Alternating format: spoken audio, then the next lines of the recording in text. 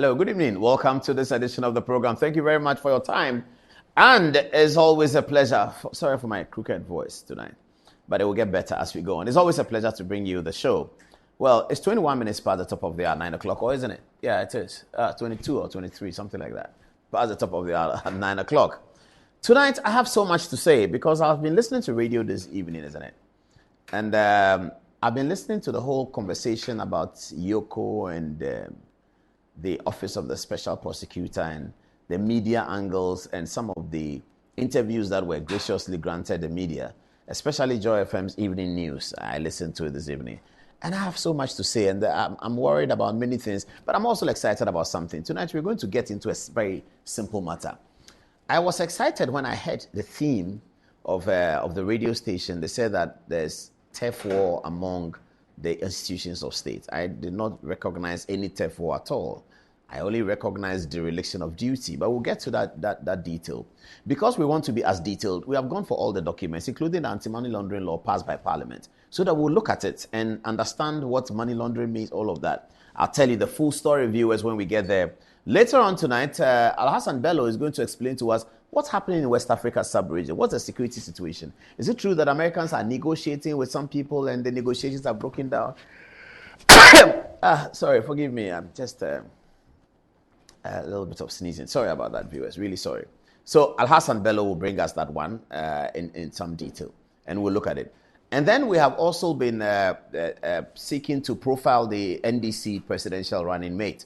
It's a story we have postponed over time, but tonight we'll have the occasion to give a political profile of Professor Jane Nana Opoku-Agyeman, the running mate for the NDC. I'm sure that she was outdoored for that purpose so that media can interrogate her record, can interrogate her background, can interrogate her capacity, and then and help viewers to make a useful decision come December 2024, especially on the 7th day of December.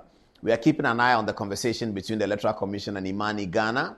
And about Imani, tonight we'll be showing you an Imani sort of conducted research poll on social media, looking at which candidate is leading on social media. Imani have been doing this periodically, and I think it's a very credible research, and we're going to be looking at it. But Imani have been at loggerheads with the Electoral Commission on allegations of corruption, allegations of procurement exploitation, if you like. That's the allegation that Imani is making. The Electoral Commission says they are clean. There's no problem with it. We'll give you a full blow-by-blow account of how we have seen it, relying and looking at the documents. But because the first story about Yoko, and it's about Ghana, and it's about our governance, and it's about our laws, because that's our first story, and we need to prepare for it, we need just 5 minutes. In those 5 minutes, whilst we prepare for the Yoko and OSP story, I'll show you a documentary. Those of you who are very, very young, it will make you proud about historical Ghana. Those of you who are middle-aged, like me, you remember some of the names. Those of you who are older, it will bring you delight and smiles as you see some of the people that used to make the news in Ghana many, many years ago. Their names were reported on news almost every day. And for the last 40 years, maybe you haven't heard of them. This documentary will bring you back. So you're going to see names like Ayekumi. Do you know that name? You must be about maybe 65 years old to know Ayekumi's name. But if you are 25, look at how Ghana used to be back in the day. 5 minutes of a documentary that we obtained from the British Library, I believe, sometime back in 2016. And it is about Ghana Police Service as it then was. Have a look. Yes, these are the men of our police, the representatives of a force nearly 8,000 strong, charged with the maintenance of law and order throughout the Republic of Ghana. They have a heavy responsibility to bear, yet they bear it happily and with goodwill towards their fellow men. They serve under the command of Commissioner E.R.T. Majite, and most of the officers and men have a long record of service stretching back to the days prior to independence. The modern policeman must know how to arrest a criminal who may have a gun. Perhaps he'll only have his own recourse and knowledge to help him, so unarmed combat is an important part of the training. Baton and shield drill for controlling mobs and breaking up riots is taught at Elmina. The part of the mob in this case is played by the police themselves with enormous enthusiasm, as you can see.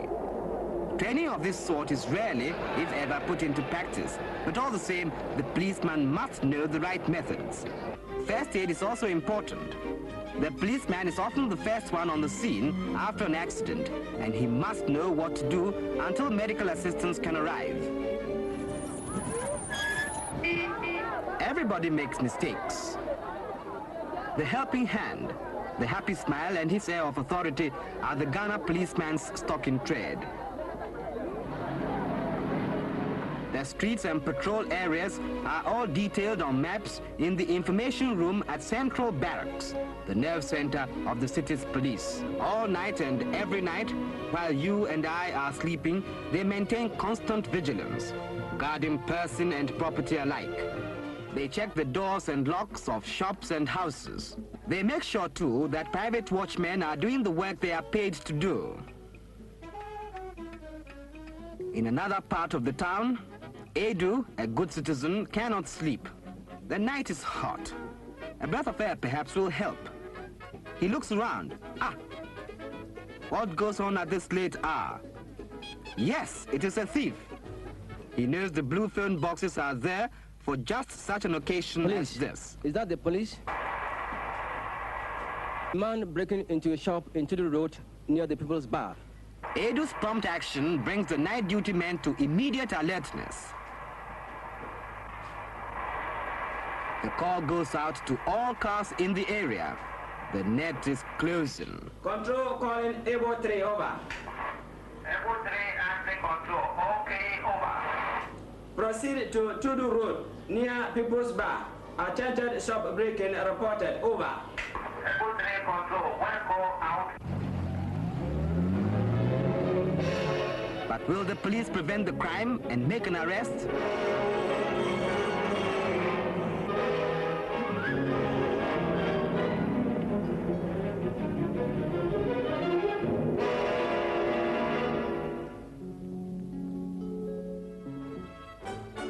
On ceremonial occasions, it is the envied duty of the Mounted Police Squadron to provide an escort for the President of the Republic and for visiting dignitaries.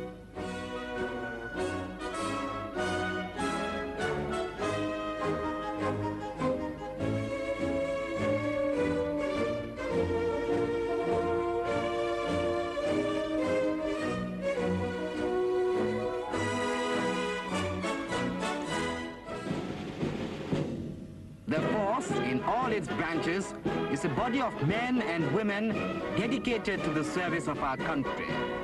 These men and women are keen and willing servants of the public, of yours and of mine, and they are all proud to be members of the Ghana Police.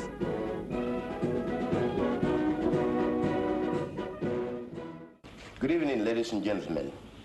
You have just seen a film illustrating the various aspects of police work and the many difficulties that confront a police officer in the execution of his official duties.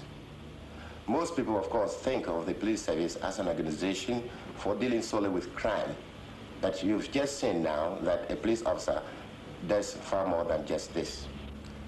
The police service exists for the benefit of the public. It is your police service.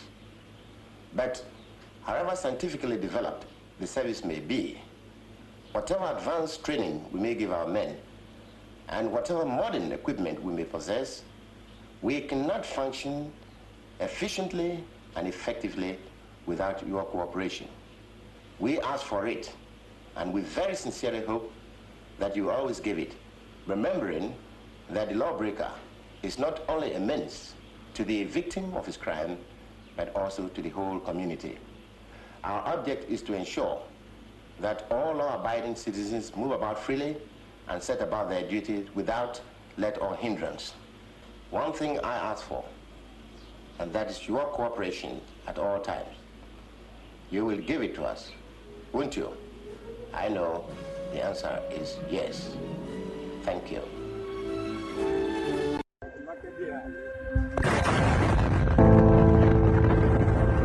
It led to a huge explosion which claimed 13 lives in southern Ghana. Dozens of homes were destroyed in this village near the town of Bogoso.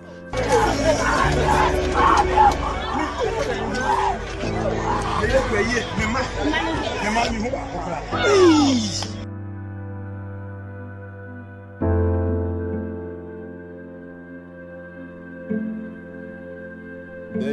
very tragic incident which happened in Apieti when there was an explosion in the community which literally wiped the whole community out.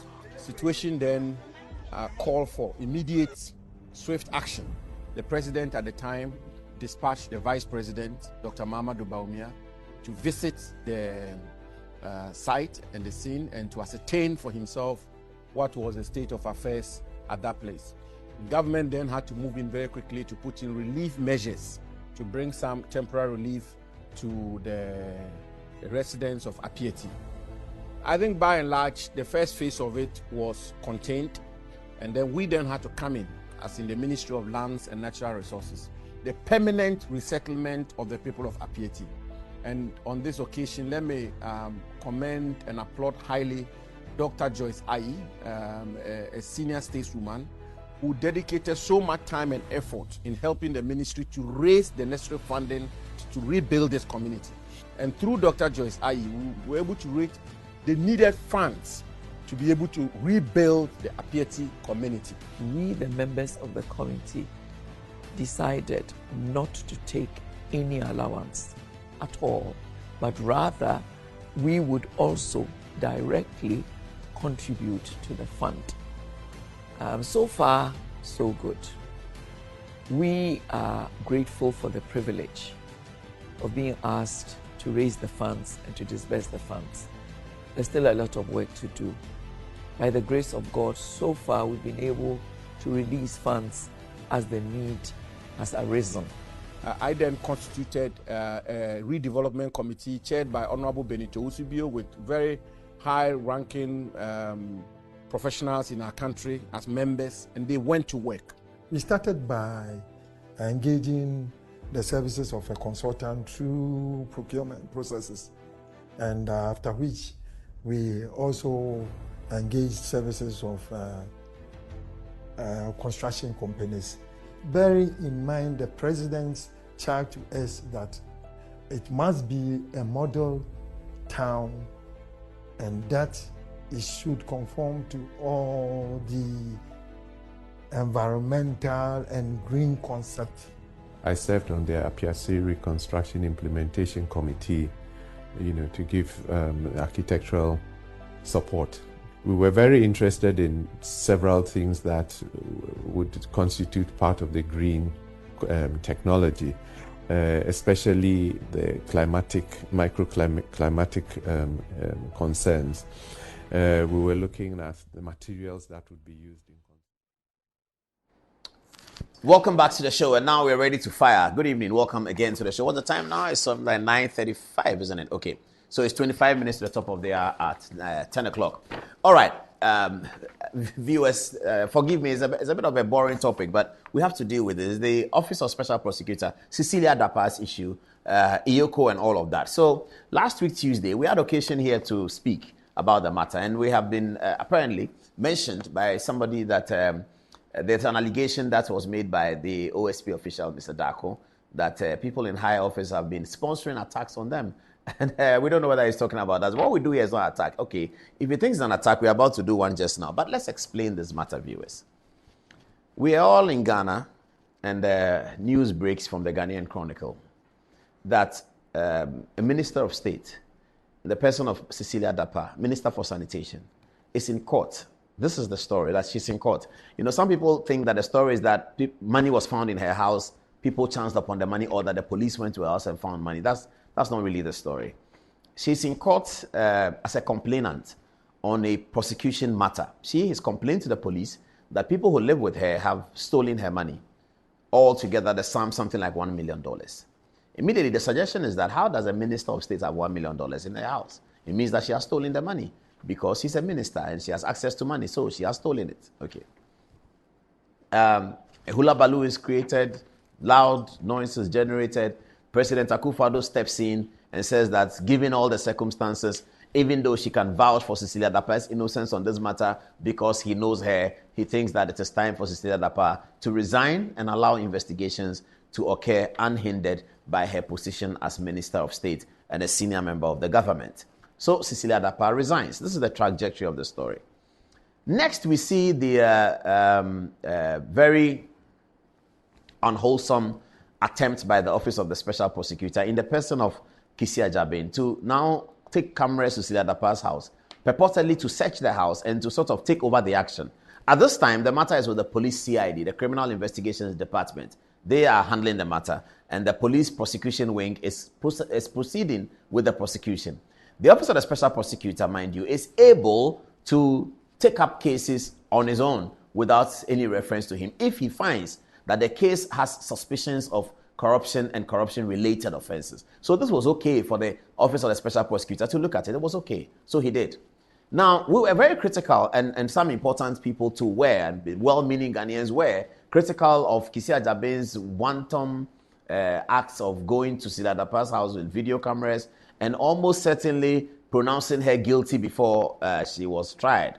And we were worried that she has breached fundamental rules of law, that when people are being investigated, you don't create a scenario, especially these days with social media and cameras, to suggest that they're already guilty. Now, the Ghanaian public is very sensitive. We are all very sensitive to the money that belongs to the state. Every individual in the world is. So when these kind of things are created, this is a part of the video reminding you about how Kissi Agyabeng stormed Cecilia Dapaah's home with several 4x4 cars and several media.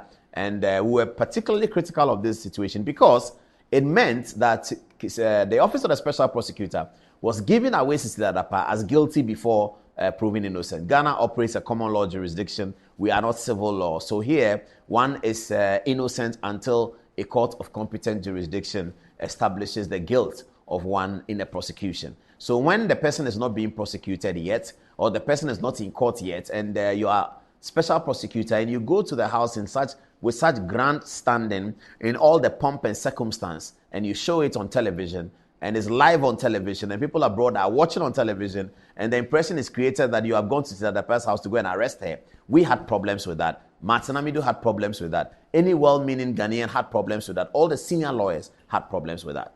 Okay. Now, this led to several remedies, including the important people in the judiciary having a meeting with Kissi Agyabeng to tell him that you cannot do that. Well, he did.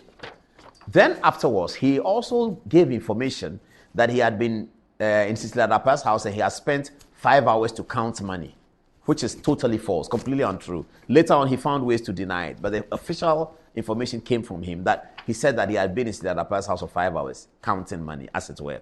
Or that when it was first attributed to him, he didn't issue a denial. And so the story got traction that the Office of the Special Prosecutor, Mr. Kissi Agyabeng, had gone to Cecilia Dapaah's house, spent 5 hours counting money. I went to ask Cecilia Dapaah. She said it's not true. It's completely untrue. They didn't even spend an hour there. But anyway, so we were keeping an eye on the story. The Office of the Special Prosecutor began an investigative process. All right. Now, after the investigative process, a report was issued. So after my narration, I'll go to the touchscreen and show you everything, show you why we think that what is happening right now is dereliction of duty by the Office of the Special Prosecutor. It has nothing to do with turf war. Office of Special Prosecutor conducted, the whole matter led him to conduct a press conference, which you can see in the box near me on the TV.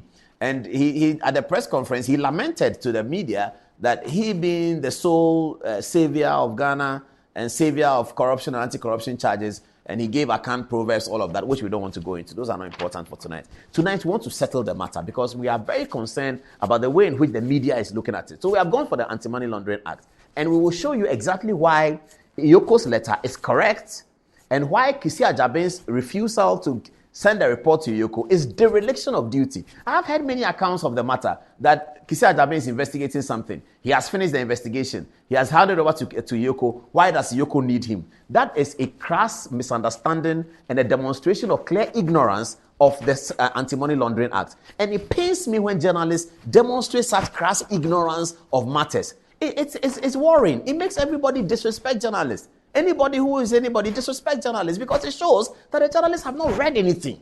You see, the approach to governance is not always common sense. Some of it is technical, and we need to take our time as journalists and read the account. I don't know how many journalists who are working on this matter have gone to pull out the Anti-Money Laundering Act passed by Parliament to assess it and to make a determination for themselves whose role is where.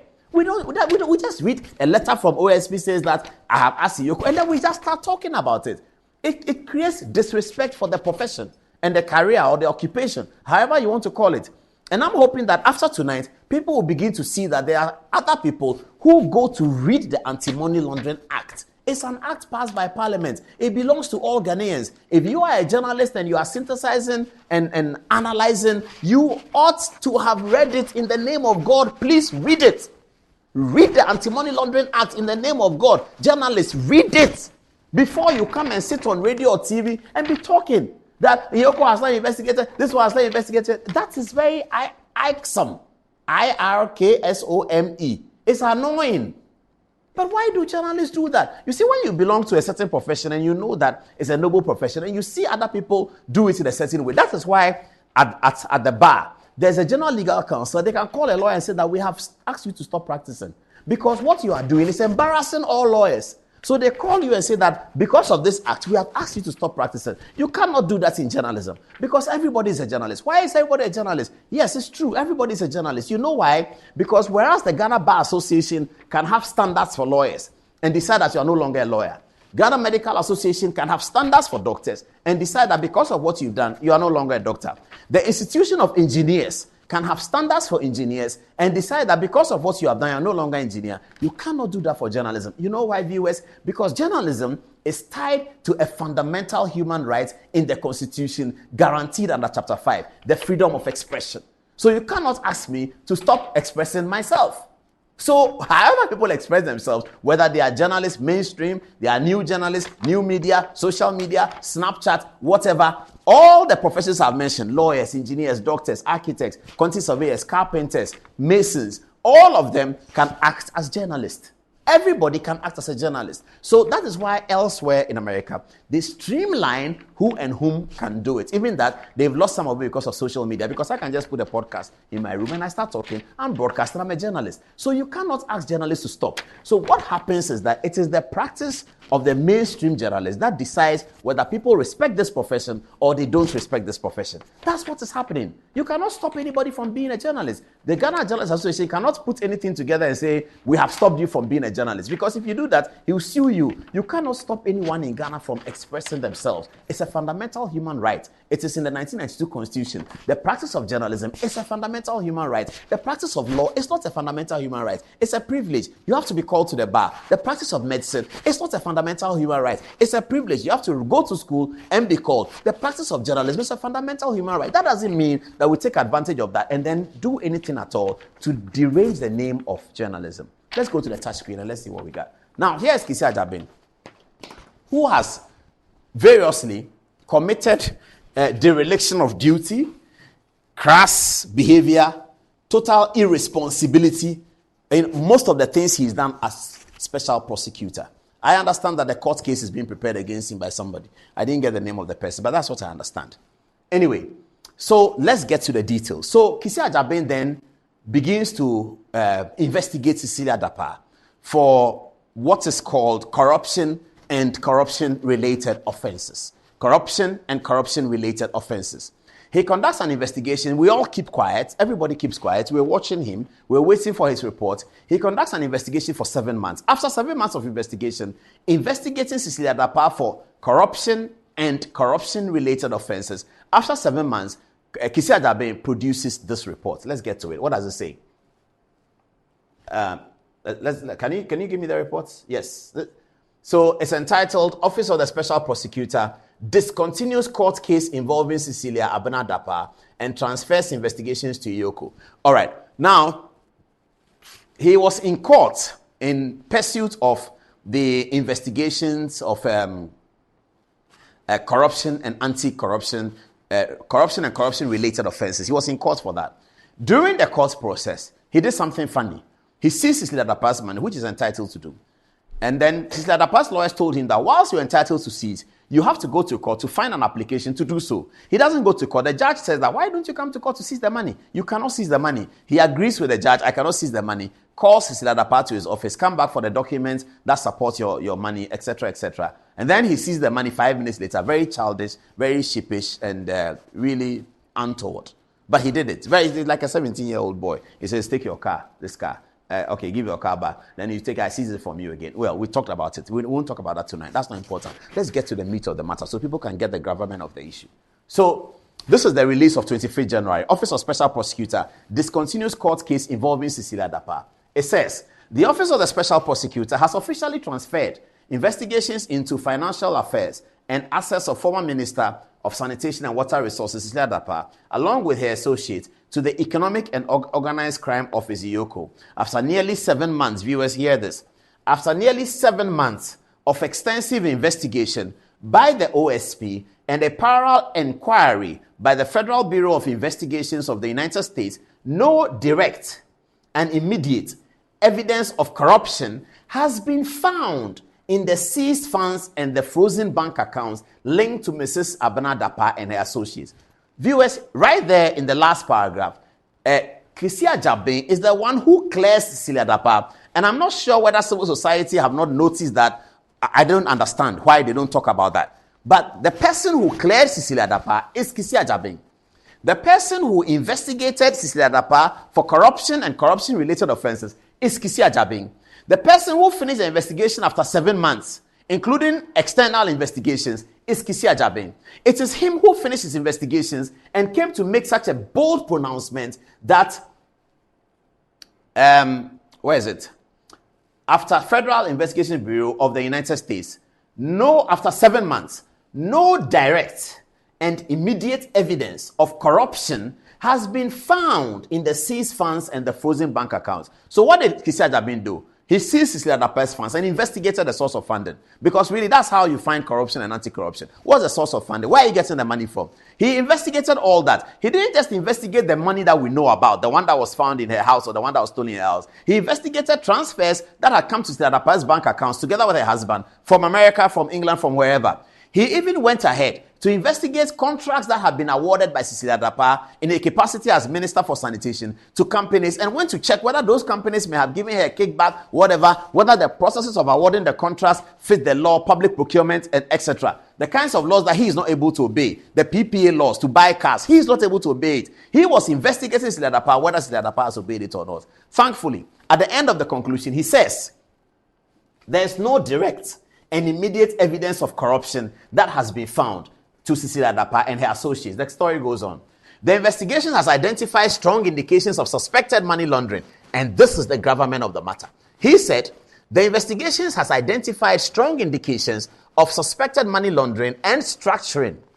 While the OSP acknowledges these suspected offenses do not fall directly within the mandates of the office by law, the office cannot investigate, prosecute, nor recover process of crime except those that fall within corruption and anti-corruption related offenses as identified under their act. In compliance, is the last paragraph, in compliance with Section 3 of Act 959, which mandates the OSP to cooperate and coordinate with other law enforcement agencies, the case has been transferred to EOCO for further investigation.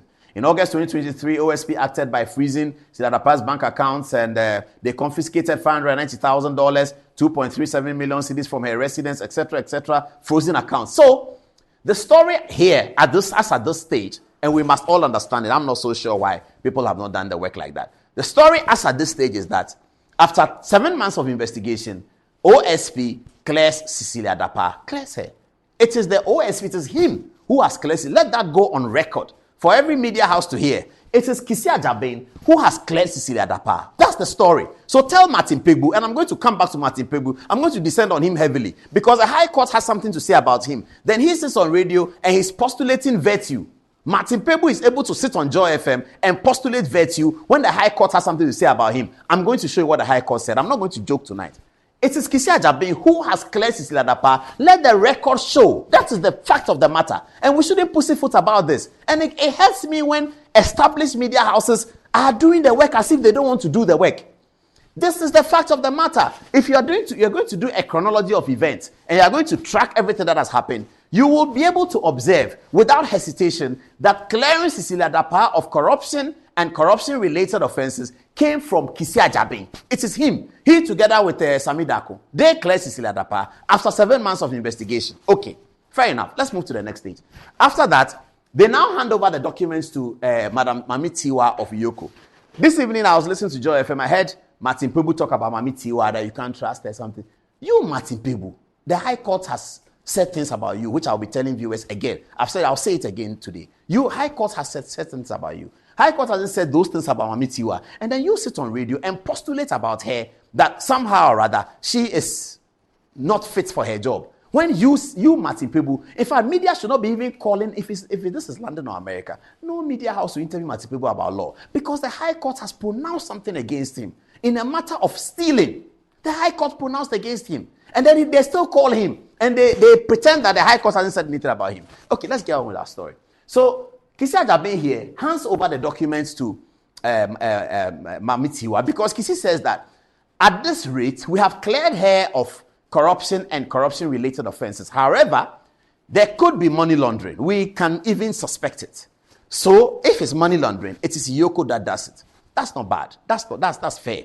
What we need to put on record, though, it is Kisi Agyabeng who cleared Cecilia Dapaah. No one else. Kisi Agyabeng is the one who cleared Cecilia Dapaah. It was him. It's firmly in his document. And anybody who takes a cursory appreciation of that document will see that Kisi Agyabeng said that after 7 months of investigation with him and the American FBI, Madame Cecilia Dapaah shows that there's no immediate evidence of corruption and corruption-related offenses. All right, let's move on to the next level. So, then comes Iyoko. Iyoko then gets a letter. Okay. And then they get the letter making the case of the reference to them. So they write back to OSP. Office of Special Prosecutor, attention Kisi Agyabeng. Referral of investigation, Cecilia Abena Dapaah and Daniel Osei Kufuor. Okay, it goes on. The Economic and Organized Crimes Office, Iyoko, presents its compliment to the Special Prosecutor and respectfully requests for further information on the above reference subject. We acknowledge receipt of the docket and documents on the above subjects and have commenced investigations accordingly. We would appreciate it if you could furnish us with a copy of your findings on the case to facilitate our investigations. In furtherance of the investigations, kindly provide us with the name and contact details of focal persons at the OSP to enable our investigators contact them on matters relating to the referred case. Okay, that's the end of the story. So we are progressing. So now he's written to Kisi Agyabeng here. This is Sami Darko. Well, this is a better photograph. Kisi Agyabeng and Mami Tiwa. Kisi Agyabeng has written to Mami Tiwa that I'm done with Cecilia Dapaah. I do not find anything against her as far as corruption and corruption-related offenses are concerned. I've cleared her. However, I do not have capacity to investigate money laundering. Neither do I have power to clear her on money laundering. So please take over. Mami Tiwa receives it and says that, okay, whilst you do not have the power, furnish us with the reports that you generated. That report that you used to come to the conclusion that there's no corruption and corruption-related offenses against her. Bring that report so that we will use it to see if we can find money laundering. There's a reason why she said that. And we're going to show it to you in the Money Laundering Act. Because you cannot be looking for money laundering without an offense. And I'll come and explain that. Money laundering is predicated on another offense. So like this one, this is standing on this. This one stands on this one. Money laundering is the black one. There's an offense that must come. I'll show you. My producer has done a beautiful diagram for you to understand it perfectly. So she writes to her and says that, please, furnish me with a report. And then all hell break loose. Sami Darko, now you can bring Sami Darko's photograph. Sami Darko, who is the media head of OSP and also a lawyer, goes on radio and raises questions about why the Iyoko is asking them for a report. In fact, he says, Iyoko have not asked for any report. And then he says that there is an FBI report, but they are the OSP officer are unable to give the FBI report out because it is confidential. FBI reports on whether Cecilia Dapaah has money laundering from America or not, and that should go to Iyoko. It's confidential. Both Iyoko and the OSP can share confidential documents every day. They are important institutions of state. So what's the point about something is confidential and something is not confidential? But anyway, he says that they are not able to release the report. And then he also says that Iyoko have not even asked for the report. He says Iyoko have not asked for the report. So then we all get confused. Which video is that? Yes, okay, we'll come to that. He says that Iyoko have not asked for the reports. That's what Sami Darko said. That if Iyoko says they've asked for the report, it's not true. Now, before he said that, last week, we have showed this Iyoko letter here. A letter written to the OSP. We have showed it.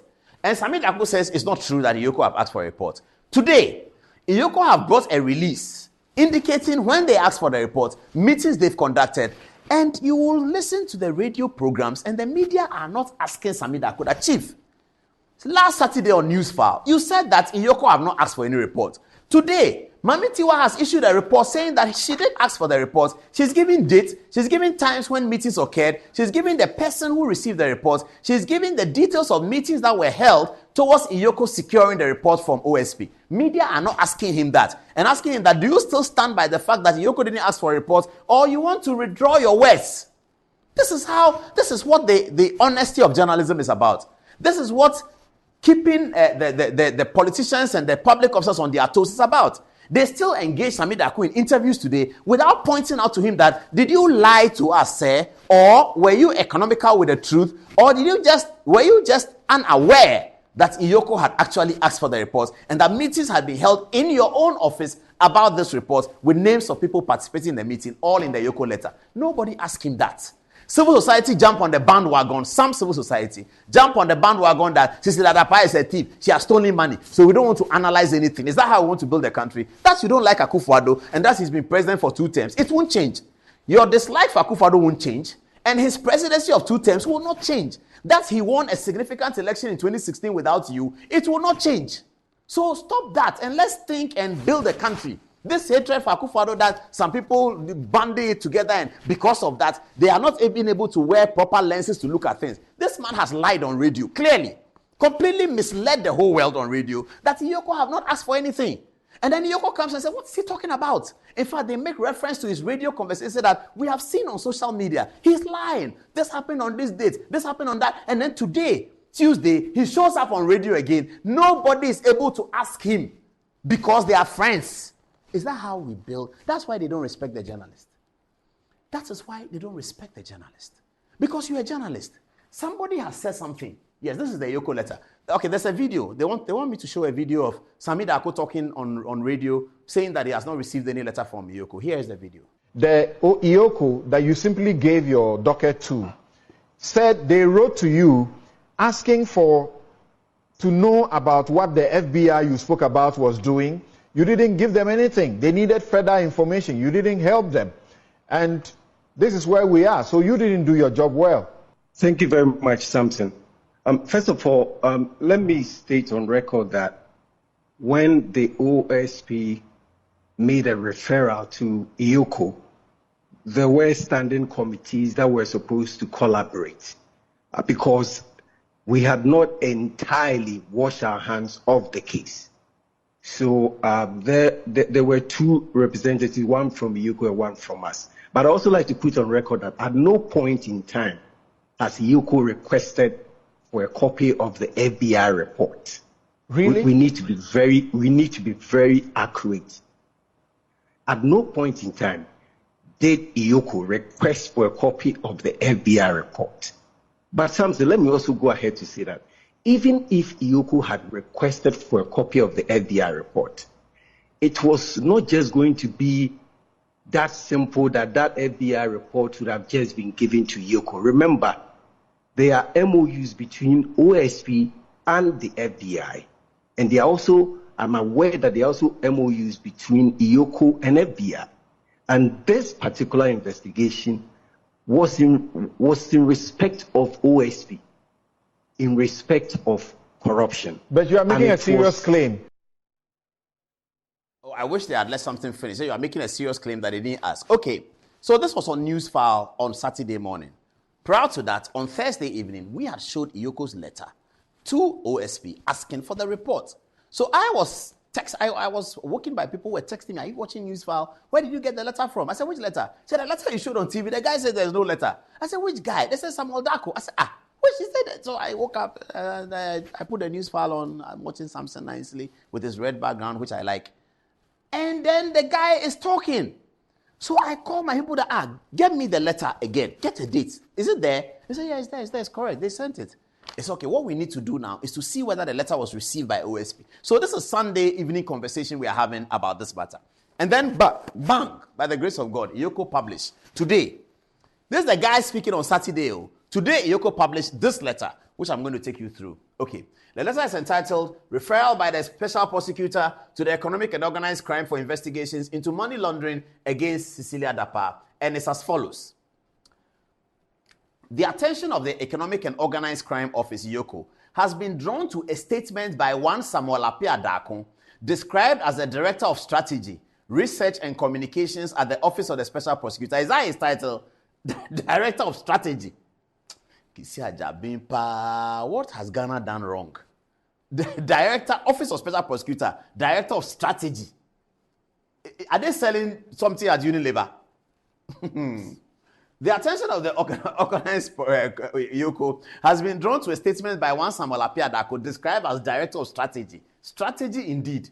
Research and Communication at the Office of the Special Prosecutor. Widely published in mass media to the effect that EOCO did not request the findings of the transboundary investigations conducted by the OSP and the Federal Bureau of Investigations, and which formed the basis for the suspicion of the offense of money laundering allegedly committed by Cecilia Dapaah. Number 2, paragraph 2, I should say.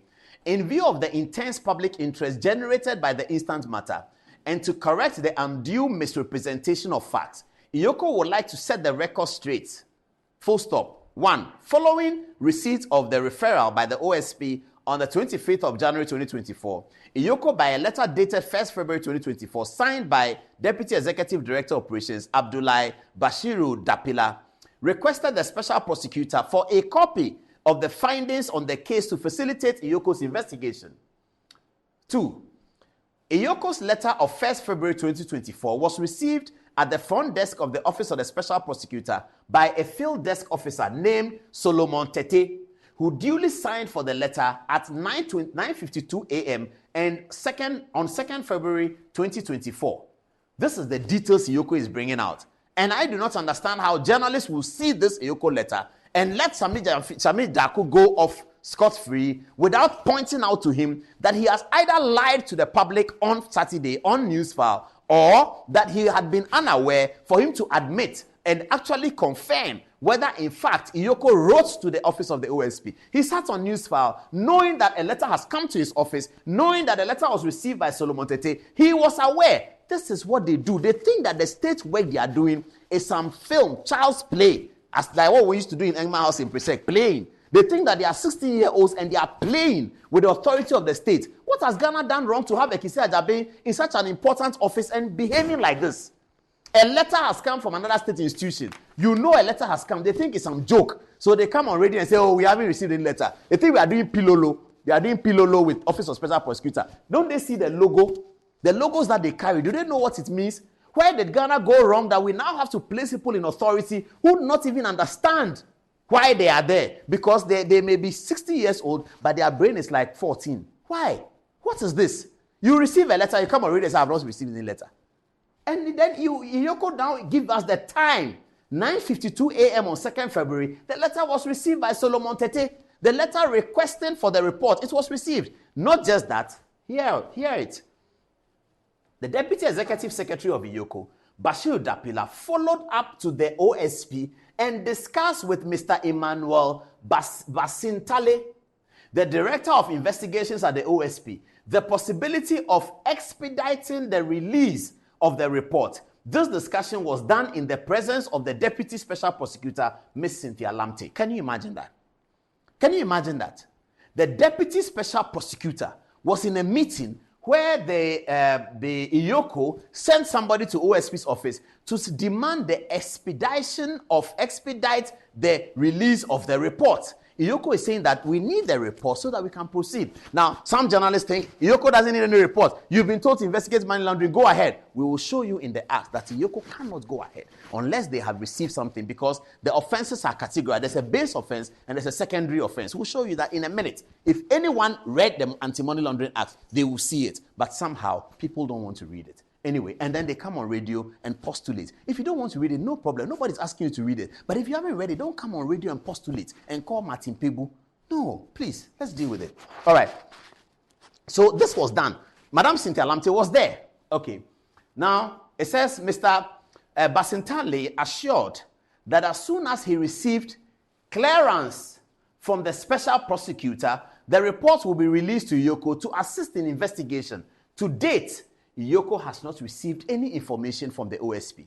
EOCO deems it pertinent to indicate that it is aware of a press release issued by the OSP dated same day that the OSP referred the investigations to EOCO 25 January 2024, in which the OSP stated that after nearly 7 months of extensive investigation by the OSP and parallel inquiry by the FBI of the United States, no direct and immediate evidence of corruption has been found in the seized funds and frozen bank accounts linked to Madam Cecilia Dapaah. EOCO is repeating the fact that OSP has cleared Cecilia Dapaah. Paragraph 5. EOCO further noted that the OSP has, in its letter referring the docket to EOCO, stated that in October 2023, the investigations became transboundary with the involvement of the Federal Bureau of Investigations of the United States in respect of parts of the cash sums that were alleged to have been transported into the jurisdiction from the United States. After 7 months of extensive investigation and 4 months of collaborative investigation, it seems to the OSP that the case is largely in the province of suspected money laundering. This is quoting from the OSP's report. Paragraph 6. The facts stated above made it necessary for EOCO to seek the advice of the Attorney General on the matter, as in the view of the clear indication by the OSP that the office had found no direct and immediate evidence of corruption in the seized funds and frozen bank accounts linked to the former minister. Paragraph 7. Following the review of the docket presented by the OSP and the advice of the Attorney General, EOCO returned the original docket received from the OSP back to the OSP on 3rd May. EOCO hereby assures the general public of its preparedness to uphold the highest investigative standards and to do right to all manner of persons irrespective of political, gender, race, ethnic, social, and economic status. So, the question, who has cleared Cecilia Dapaah? It's not the Attorney General. It's not the police CID. It's not the IGP. It's not EOCO. It is Kisi Agyabeng. So all those who are upset and angry that somebody has stolen Ghana's $1 million, kept it in her house, and that when we are looking for the money, they say she hasn't done anything wrong. If you are upset about that, the person to be upset about is Kisi Agyabeng. I'm not upset about that because I think he did a job. He came to the conclusion that there was nothing. Now, having come to the conclusion that there was nothing, I believe Kisi Agyabeng should have rendered an apology to Cecilia Dapaah for going to her house in the manner in which he did and telling all Ghanaians that she has stolen 1 million. And after 7 months of investigation between himself and FBI, they all come to the conclusion that Cecilia Dapaah has done nothing wrong. And you don't render an apology. I think that is disrespectful, and we are not raised to be disrespectful. That is he's a Kwewu man. I don't think Kwewus are raised to be disrespectful. They are very respectful people. Kisi Agyabeng owes Cecilia Dapaah and the Ghanaian public an unqualified apology because what you did, and then 7 months later come and tell us that she's done nothing wrong, is incongruous. It doesn't add up. It shows that the manner in which you conducted the investigation was wrong, it was below par, it was immoral. Particularly immoral. That's what it shows. You went to a house with cameras and everything. You said you counted money for 5 hours. After 7 months, you come and issue a report and says, she's done nothing wrong. I've checked the money. I've looked at everything. She's done nothing wrong. Can Cecilia Dapaah be suing him right now? Maybe not, because he was doing his official duty. Kisi was doing his official duty, so you can't sue him. But otherwise, Cecilia Dapaah should have a case against him. You come to her house. She's an older woman. She has children, nieces, nephews, everything. And then you let the whole world know that Cecilia Dapaah is a thief. We come here and criticize you that you are not yet there to be able to make a conclusion that she's a chief. You are not yet there. And every Ghanaian is entitled to that. Today you might laugh at Cecilia Dapaah, so tomorrow it will be your uncle, tomorrow it will be your auntie. If we don't build a society that can stand the test of time, it will touch everybody. And we don't want it like that. We have to build a society that will stand the test of time. And to do that, we have to eschew characteristics that Kisi Agyabeng showed in the way in which he investigated the Cecilia Dapaah matter. He can't do that. He's not allowed to do that. Okay. Now, let's come to the details. What then is money laundering? Because Kisi Agyabeng says that he shifted the thing to Cecilia Dapaah, to EOCO for them to look at. What then is money laundering? Okay, let's look at it. Now, this is the Anti-Money Laundering Act passed by Parliament, the one that I'm urging all journalists to read. It is the Act 1044, and the date of accent is 29 December 2020, passed by Parliament and assented by the President. Money laundering. Okay, let's move on. Money laundering section 1. A person shall not engage in money laundering. 2.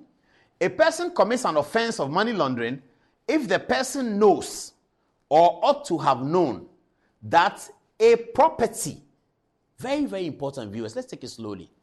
A person commits money laundering if he knows that a property is or forms part of the process of unlawful activity, and the person A converts, conceals, disguises, or transfers the property for the purpose of concealing or disguising the illicit origin of the property. Forget about all the legal English words. I'm going to explain in some better detail. All right, let's get here. Okay, it's about the same. It's just the law. Great. I like this one. So, crimes are all proscribed in the Criminal Offences Act. The Criminal Offences Act proscribes crimes, offenses, that things that you shouldn't do. We call them offenses. And it is proscribed in the document. So when you do something that is proscribed in a document, you've committed a crime. Now, base crime is equal to final crime. If the crime that you have committed is murder, murder is murder. You kill somebody, murder. That's base crime. Murder is not something that is predicated on something. I'll explain that in a minute. Okay. So this is base crime. Most of the crimes we know are base crime, and it's equal, therefore, to final crime. All right, let's move on. Money laundering is required as follows. You need a base crime plus a predicate crime. That's how you can get money laundering. So you cannot catch somebody on the streets and investigate them for money laundering. No. Money laundering is predicated on an offense. So you are found for trafficking marijuana, for instance. That's the crime. When you are found guilty of trafficking marijuana, they now come and look at your lifestyle, your income, your sources, and come and question you, where did you get the money from? Or were you laundering the money you were... So, for instance, you can commit the offense of trafficking and even build a hospital that is saving the lives of children with the money from the trafficking. That hospital is a proceed of a crime, and the hospital is the offense of money laundering. The hospital that you have built, that is the offense of money laundering. Money laundering is a secondary offense. It's not a primary one. So you can't say that OSP has sent the thing to Siladapa, to Iyoko. Iyoko, go and investigate for money laundering. They cannot investigate for money laundering empty-handed. It must be predicated on an offense. So what has she done? Is it stealing? Is it bank fraud? Is it trafficking? What is it that then moves us to money laundering? You cannot just take the person and say that I'm investigating for money laundering. This is what money laundering is. And that is why it is impossible for Iyoko to proceed with an investigation of money laundering except they go back to the OSP and say, give us the report, the thing you did, the conduct, and then let us find it. Because to find money laundering, you have to find a base crime and you have to find a predicate crime. This is why this is what people didn't know, and that's what hurts me. Now let's look at this diagram. So you must have committed some of these offenses to earn the money. So this is marijuana. So you do marijuana, and then you get money, and then the money is here, and then use the money for something else. Then Iyoko will investigate that something else and come to the conclusion that the something else was done as a result of money laundering. So here, the guy is shooting, is killing somebody. You go and murder somebody, take his money, use the money to build a school. The school is the offense of money laundering. The school that you have built, that is the offense. It will be taken by the government. It will be closed down. So you set up a car manufacturing plant with drug money. So you are prosecuted for drug trafficking in the court. Then they say, Osimesi has been pronounced guilty of drug trafficking. As soon as you are pronounced guilty of drug trafficking, whilst you may be serving a jail term, they begin to investigate you for money laundering. That's what money laundering is about. And it's in the act. A property. So you see, when they were outlining the money laundering offense in the act, they first started by a property. That property must arrive. Where is it? A person commits an offense of money laundering if the person knows or ought to have known that a property, first thing they mention is a property. A property can be a house, it can be money, it can be car, it can be hospital, it can be a school, it can be a media house, it can be anything. A property is or forms part of the process of unlawful activity, and the person converts, conceals, disguises, or transfers the property for the purpose of concealing or disguising the illicit origin of the property. That's money laundering. It's not a basic offense. It's a secondary offense. That's what the law says, Act 1044. So if we had read the law this evening before Top Story, we all would have known the questions to ask Martin Pebu, the questions to ask civil society, the questions to ask the OSP. That's what we would have known. And Martin Pebu knows that the law of money laundering is a secondary offense, but he's enjoying the fact that the person interviewing him is unaware. That's a dishonesty. Instead of him pointing out to the person that, hold on a minute, maybe what the Yoko is saying, you can add, I don't like Mami Tiwa, you can add all that. But maybe what Yoko is saying is that because it's a secondary offense, they needed the report of the OSP. We know that the OSP did not generate any report on Sidi Adapa. We know that the OSP doesn't generate any reports. He just conducts a charade of movie activity. It's a charade of movie activity. He doesn't generate any reports. And I will challenge them on Tuesday. No media house has challenged him yet. Nobody has asked him that. But OSP, do you actually have a report after the 7 months of the Sidi Adapa investigation? They do not have a report. They don't. They probably were hoping that something will happen and then some pecuniary advantages will occasion to them. And it didn't happen. So they just write a report and say, after 7 months of investigation, you have conducted an investigation for 7 months. You have been partnered in that investigation by the FBI. Are you suggesting that for your 7 months of investigation, there's not even a one-pager of a report that Iyoko can take off from? They have to first locate the property and see that this property could have come as a result of illicit transfer of resources. They didn't do that. So this is the story. The story is that there is no turf war between Mami Tiwa and, can you bring me Tiwa and Kissi Agyabeng again? The thing that disappointed me the most was that at the end of the story this evening, the Joy FM people concluded that there's turf war. And based upon that, they were asking people, turf war, what is turf war? This guy has been derelict in his duty. And then you say turf war. I don't even understand it. I don't know whether it's World Bank language or it's IMF language. What is turf war? A state institution has to act in a certain way. A report is, you have issued something. Somebody demands a report. Your officer says that I'm waiting for clearance to give you the report. Clearance never comes from Kissi Agyabeng. And then the matter blows up. Then the media house says, we have turf war. It is dereliction of duty on the part of Agyabeng. That's what it is. Total dereliction of duty. That's what it is. The other day we said few things about him that people say we shouldn't repeat, so we'll repeat it tonight. But this is dereliction of duty on the part of Agyabeng. Nothing to do with turf war. And then they are creating a new narrative. Lying by Sammy Darko. Falsehood. Perpetration of falsehood on behalf of a state agency is a crime. Sammy Darko perpetrates falsehood on behalf of the state agency, the OSP. And the media are not worried about it. They don't ask him that question. That last Saturday you said this and this is what has happened. Nobody's asking him. And he's walking away with falsehood. Telling lies upon lies upon lies upon lies. Just so that their charade will look okay. It cannot look okay to anybody, to everybody. It may look okay to some, but that charade will be found out by people who take the least time to just read through the Anti-Money Laundering Act 1044. So this is a clear case of dereliction of duty on the part of Agyabeng. Why is Joy FM calling it turf war? What does that mean? That can be very painful and annoying if you are in the media. And for the rest who are not in the media, they will just walk away and disrespect the journalists. And say that, hey, as for you journalists, dear, yeah. What is this?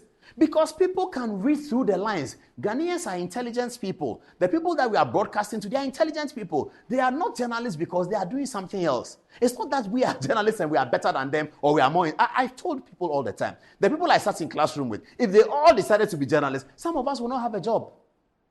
The people I sat in classroom with from Precept to Legon, if all of them decided to be journalists, some of us won't have a job.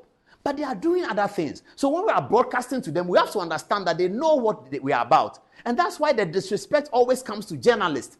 And I'm talking for the young journalists who are going to inherit disrespect because journalists are not doing their work.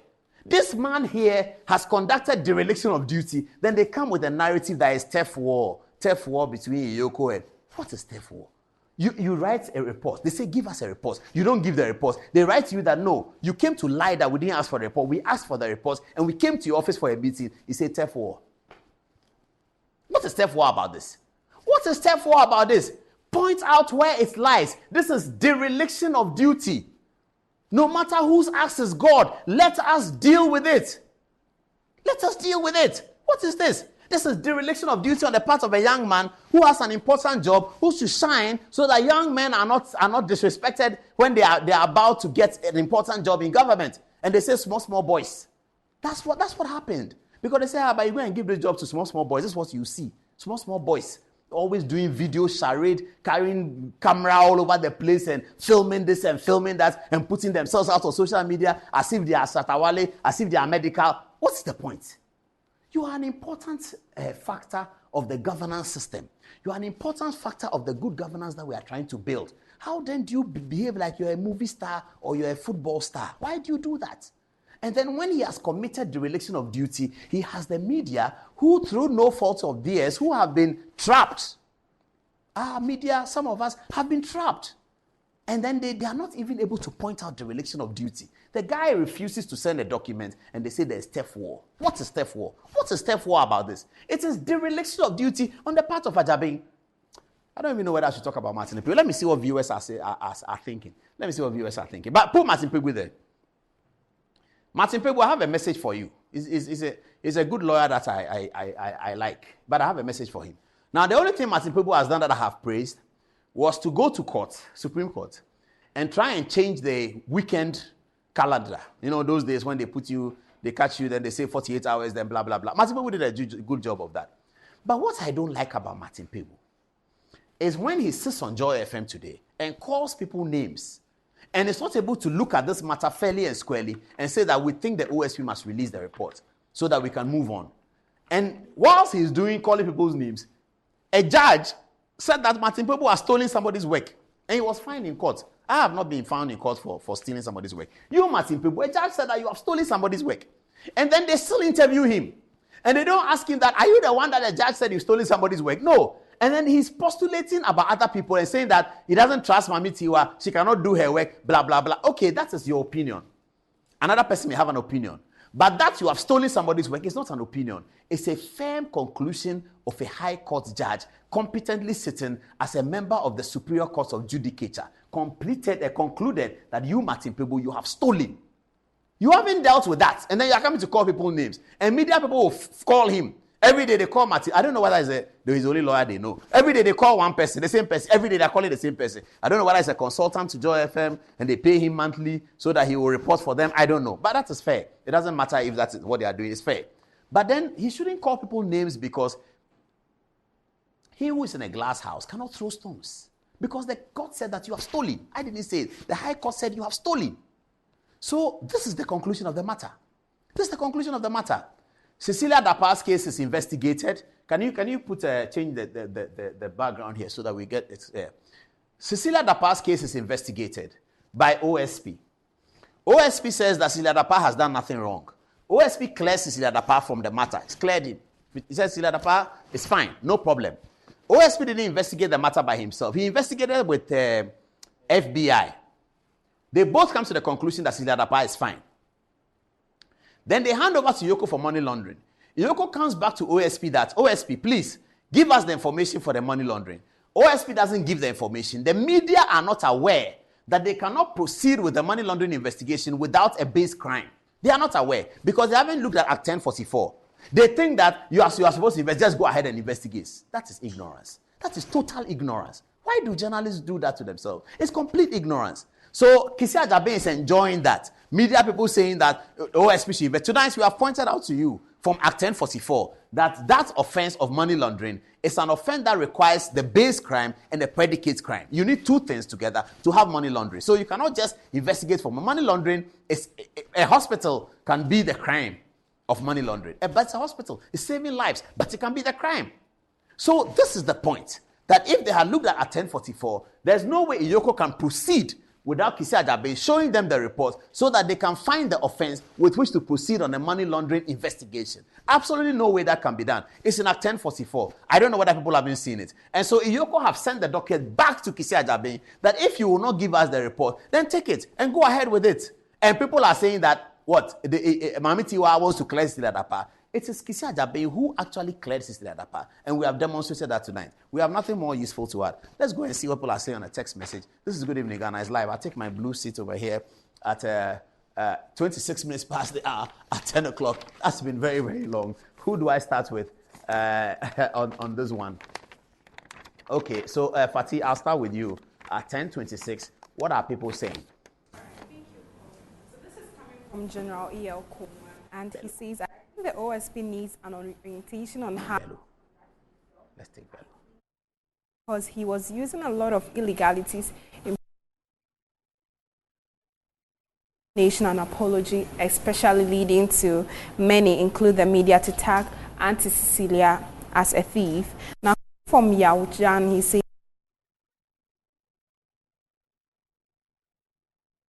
God bless you. Also, Bob Dominic says, I hated Ghana's journalism, but Paul is making journalism in Ghana very attractive. Again, like the way Dr. Baumia is making Ghana's politics attractive. Now, since established. Elam Kwame Phillips says, Kisia brings a character to the high office of OSP. And Prince Scott Opoku says, as they are diabolic and competent. Lastly, coming from Junior Akbar Tamale, he says, in fact, to offer the good people of this nation who us and put us into shape. Man, he's ready to help the country, and I think I have to launch an operation Special Prosecutor Masgu. What do you have for us? Okay, coming from he says citizens were more patriotic and police officials were more professional in 1960 than 2024. Coming from Gordy, he says, Paul, the 1960 thieves were just petty thieves, not armed robbers. So the mere presence of a man in police uniform was enough deterrent to crime perpetrators. That model wouldn't work today.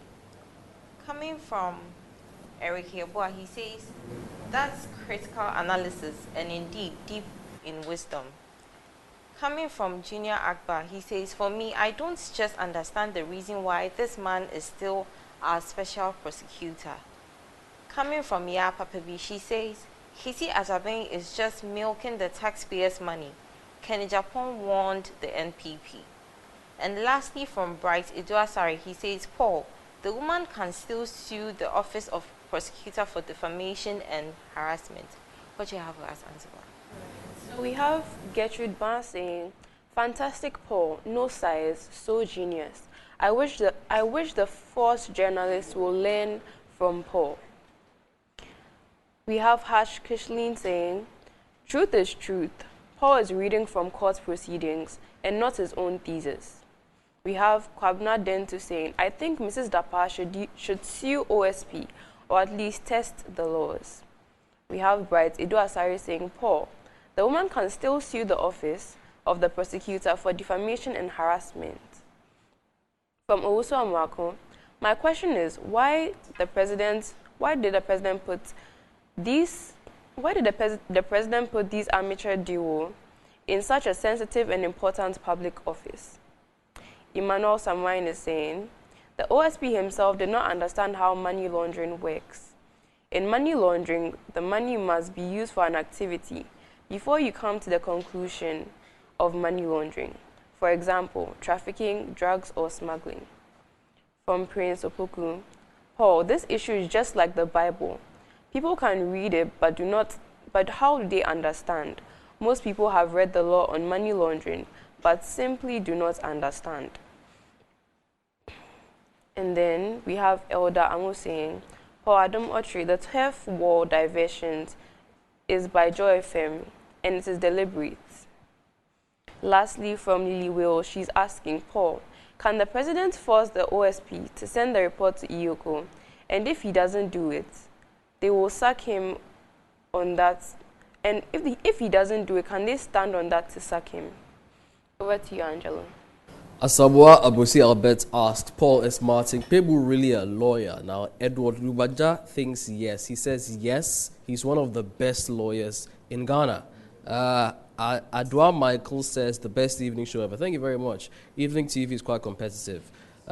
Lamprey King Rashid says OSP is always practicing sensationalism acts. He's interested in cases that will make him popular as if he is working. Now, Justin, I'm not going to read this. Okay, so Lily Will says Paul is journalism and journalism is Paul. Okay, now Arito Bevia asked if Cecilia's house is a bank. I don't think he's convinced. Ifa Yaboa responds asking, what is the crime of keeping your own money at home? And lastly, okay, so Jude from Domit says, the man said that the USP has not finished washing their hands from the case, perhaps implying something else. And then again, Junior Akbar watching us from Tamale says, for us, when we take the affairs of this country, I'm talking of when our incoming president, Dr. Bawumia, takes over after Akufo-Addo, we will not allow such misbehaving special prosecutors to continue misleading the good people of this nation. It will never happen. Paul, back to you. Mm-hmm. Well, Alassane Bello is ready for us. We didn't say anything about football tonight. I'm just so disappointed that Kylian Mbappe is out of the Champions League. He will not be in the final at Wembley. And it's quite complicated. Okay. Bello, it's been a while. How are you? Yeah, fine. How's the new Senegalese president doing? He's your man, isn't he? Yeah, I think you're feeling it. Are you sure he'll be able to do it? Well, time will tell. But so far, it's okay, so good. Austin confirms Russian deployed to air base housing in military in Niger. What's going on? I think there was this deployment of Russian forces in Niger. Mm-hmm. But then it has, I think, two legs in terms of... Russian forces? Yeah. So if you can give us, since Prigozhin left, what has happened to the group? Wagner has been disbanded as a single unit. So it has now been fractured into different units. So where are the actors of Wagner? They are back in the Russian army? No, not in the Russian. They're now under the control of Russian Ministry of Defense. Oh, so the turf war that was going on, Prigozhin lost? Yeah, he lost. Because the whole idea was that there was this directive by the Russian Ministry of Defense take control of Wagner activities. In West Africa? No, everywhere. In Ukraine itself. Oh, Ukraine. Wagner is in Ukraine. Yeah, because he was criticizing them publicly. So by then, Prigozhin felt that was an attempt to limit his power. That resulted in the revolt. But Putin sided with the MOD, Ministry of Defense, rather than Prigozhin. Perhaps he saw that his power base was becoming intolerable for Putin. So did the Russian establishment kill Prigozhin? Well, all evidence points to that. But then, in terms of categorically, we can't say yes. So it's more like a plausible deniability whereby everything points to your actions, but your fingerprint cannot be detected on the crime itself. But did anyone inherit Prigozhin's space? Well, the nearest person that would inherit his space would be Ramazan Kadyrov, the president of Chechen Republic. Okay, I don't know him. You know, he's one of the probably semi-autonomous republic within Russia itself. Okay. And he responds to Vladimir Putin? Yeah, he's very close with Putin. And when Prigozhin even decided to revolt, Putin didn't activate the Russian armed forces. He only activated a unit called the Kadyrovsky, which is more like they are nominally within the Russian National Guard. But in terms of practical optionality, they have independence and other control from Kadyrov. They were initiated to thwart Putin's Prigozhin's attempt. So we know that we are not surprised to hear Russia in Niger, but what's America doing there too? Niger has always been the linchpin of Western countries in their fight against the jihadi terrorists within the Sahel. It used to house the French military base, and then have the US also have a drone base. They have two military bases in Niger. One is in the capital, Niamey, and one is in Agadez. So, but then post the coup, there was this, should I say, conflagration of everything into one. So you against us. So ECOWAS, the French, and the US are bonded together, seen as opponent of the coup d'etat. And that is one of the things we are seeing. So it's an attempt, one, to mount further pressure. You know, there's this attempt to push US out of the base. And there was this negotiation that started way back in April. But then bringing the Russians into the same base that is housing US troops is what is more like a significant escalation, but below the threshold that will create a whole lot of rupture. But also, I think it is also an attempt to deter US, perhaps, interference or attempt to oust the government, because US has this history of using its presence in countries to sometimes unseat unfavorable government. We can talk about the 1953 Operation Ajax in Iran, that ousted Prime Minister Mohammad Mossadegh. We can talk about their involvement with Belgium, Congo, and CIA. But they've even gone into a country to arrest. In terms of using their diplomatic or military presence, we can talk about the overthrow and arrestation of Patrice Lumumba, where you have both CIA. Was that not UN more than the US? No, that was US. US under the CIA with Belgium, Congo, and other. But it was in the Cold War, so we look at it within that perspective. Okay. But that was what even Nkrumah regretted putting the UN was ineffective at the time because Nkrumah regretted placing Ghanaian armed forces under the command of UN. In the Congo? Yeah, he should have placed them under what do you call it, Congolese prime minister. But then, the base so when it happened that way, there was a confirmation from U.S. Secretary of Defense, Lloyd Austin. He said the situation is not great, but in the short term, manageable. The Russians are in the separate compound and don't have access to U.S. forces or access to our equipment. He further said that I'm always focused on the safety and protection of our troops. But right now, I don't see any significant issue here in terms of our forces protection. So it's more like a political statement. But then prior to that, Russia deployed air defense system within Niger itself, which equally has to fight who? That's where we're going. It has to do with ECOWAS threat of intervention. Russia were prepared to confront the ECOWAS potential intervention in Niger? It is more like giving the military regime a form of protection or assurance that you'll be protected against any potential intervention. So Russia is pro the military regime in Niger? Yeah. The current military regime? That has announced cutting its ties with France? Yeah. Okay, so there's no French presence in Niger now? No, there's no French except... So US is the only... How did the US find themselves there? Did they go recently or they've always been there? They've always been there, I think, since 2015 or so. And they are pro the overthrown regime, the civilian regime? Yeah, the civilian regime. But they are still there? Yeah. But then in Niger, they have two military bases. One is the base 101, which is where the US and the Russians are now sharing presence, which is just adjacent to the international airport, Hamad Diori International Airport in Niamey.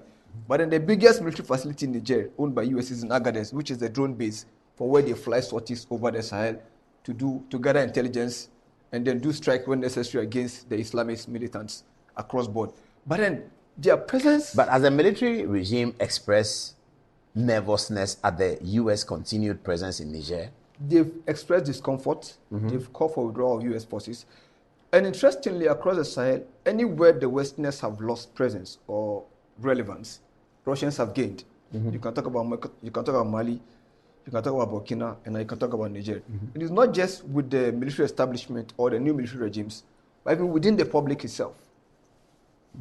Because anytime, so this is one of the images from the base. So this is one of the U.S. bases in Niger? In Niger. These are the building looks quite nice. Yeah, this is MQ Reaper. It's a very huge building facility within. But is that not a violation of sovereignty of sorts? I mean, can America just come into a country and impose? No, there was an agreement. So between the government of the day at the time? At the time. Okay. So can this government revoke that agreement? Have they tried to do so? The agreement has been suspended, I think, somewhere last month. But they are still there? They are still there. So now, but you have to negotiate your exit. So their continuous stay is a violation of the suspension of the agreement? The agreement was unilaterally suspended by one party. But every agreement has its own terms of... Okay, yeah. So it was unilaterally, suspended.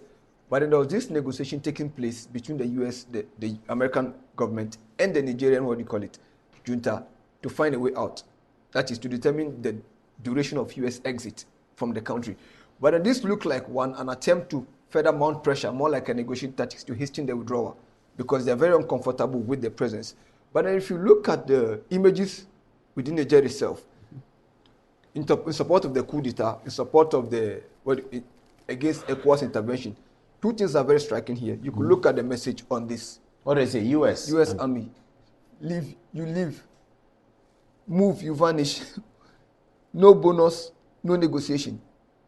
Asking them to get out. The same way you have growing anti-French sentiment within this country, we're currently having growing more like collectively anti-Western sentiment. And that is because despite the presence of these Western multinational forces within the Sahel, the jihadists have gained more strength and expanded the scope of the attack. So the question is, who are the jihadists attacking? Now that they have Niger, they have Mali, they have Burkina, who are they attacking? The jihadists are not a unified body, because you have the Katiba Masina, headed by Amadou Koufa. They are more of what I would call an Islamist nationalist, because they seek to create a unified Mali. So they are trying to make Mali an Islamic state. Islamic state. And then you have the Yad Agali group. They are more like but they are guerrilla groups, or they are like the Muslim Brotherhood in Egypt, which is a political organization, political and philosophical organization, which doesn't use too many guns, but they use narrative and influence. Well, that's the Islamic fundamentalists in Egypt. Initially, prior to 2009, Boko Haram was more like Muslim Brotherhood, more like a soft approach. But post 2009, when they revolted against the Nigerian state with the attack in Maiduguri, it became more militant, more confrontational, and then henceforth, with the chaos in Libya, and then the trickling of arms in Mali, we saw the widespread violence across board. But just like the multinational forces fighting them, the jihadists equally are not unified. One of the things that created the division within Boko Haram, now you have ISWAP, Islamic State West African Province. Let's not digress to Boko Haram. So what is going to happen between America and Russia in Niger? So now, you see, U.S. has a history of using its presence in the country to overthrow an unwanted government or unfavorable government. So in anticipation, from the perspective of the Nigerian junta, they see the presence of U.S. military within the country to be a threat to their hold on power. So you need to get them out. But within this period of negotiation, trying to get them out, you also need something like a buffer or a counterweight, and that is where the Russians come to play. So deploying the Russians in the same facility with the, the American force is an attempt, one, to check their, any attempt to overthrow or undermine the regime. Secondly, it's also let them know that in as much as you are strong, we call you have a mighty protector or benefactor just like you are. But then, aside that, you could also see that prior to the deployment of the soldiers within the same facility, you had this deployment of Russian troops, and one of the things they did was to deploy anti-air defense systems in Niger. And this put almost every ECOWAS Air Force on check, because none of us have this 5th generation or 4th generation fighter jets. Nigeria, which is the most powerful country in West Africa, has more like a dilapidated, Air Force. Air Force. Even though they are now retooling, but the planes have not been deployed, like the 349 that the other. So this help protect the Nigerian regime, this equipment? It keeps Nigerian airspace beyond the reach of all ECOWAS forces. That is the significance of the deployment of the Panzer Air Defense Force, in as much as it is a short-range air defense system, unlike S-400, which is more sophisticated. But in terms of capability, it is enough to check West African forces. And then, but we need to also look at Wagner itself collectively. It depends on who you ask. Is it a mercenary group? Is it a private military contractor? So the detractors of Russia label it as a mercenary group. But the pro-Russian element will tell you it's just a normal private military contractor. As to what it is, it depends on where you stand. But then we need to be careful about or West African countries getting involved in this emerging Cold War, because taking side will be detrimental to our interests. And for example, you remember somewhere last year, there was this arrest that came to the news that some Ghanaians were arrested, I think somewhere in Takoradi, for displaying pro-Wagner, symbols and the rest. So it tells you that whether directly or indirectly, we could be caught in the turf war. And that becomes a very, difficult situation for us. But nobody's fighting. The Americans are not fighting. They are not shooting. The Russians are not fighting. They are not shooting. They are all doing a wait-and-see attitude. They've been these... But does the regime have enough space in all of these circumstances to continue with governance, development, schools? Are the schools reopening? Are hospitals working? Is everything working all right? In Niger, in Burkina, in Mali? The greatest asset they have is the public support. Yes, they have that, but is the system working? Are they getting their supplies? They are under some duress, but then not totally as we would have expected. There's this changing global dynamics. That just mean that it's a matter of time, and the regime will not be able to find money to sustain the country. Well, history has shown that even under pressure, dictatorial regimes survive. We saw the chaos in Venezuela, the pressure. Maduro is still in office. We've seen it across board where they've been sanctioned. Well, that's because people are afraid. But I'm talking about the development of the society. I mean, you can have people who are docile, they are afraid of the gun, which every human being is, and therefore they don't attempt to overthrow you. But you will be degenerating the society with a government that is not able to develop IT, energy infrastructure, water infrastructure, which Niger badly needs.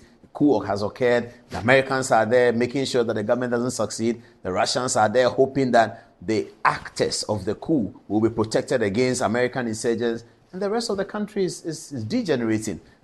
After 2-3 years, there's going to be an influx of refugees coming down south. Cote d'Ivoire, Ghana, Nigeria. Is that not what West Africa should be worried about? Well, I think that would be a matter of concern. But what I'm saying that if you look at the changing global dynamics, it cannot help those kind of isolated regime to survive, because the Chinese and the Russians are now collaborating stronger than they used to be in the past. So in instances, in Niger or globally? Globally. Okay. And even in the Sahel. Since the Ukraine war. Even in the Sahel. Mm-hmm. So in places where Russia does not really have the financial might to support, the Chinese or the other have also come to lend support.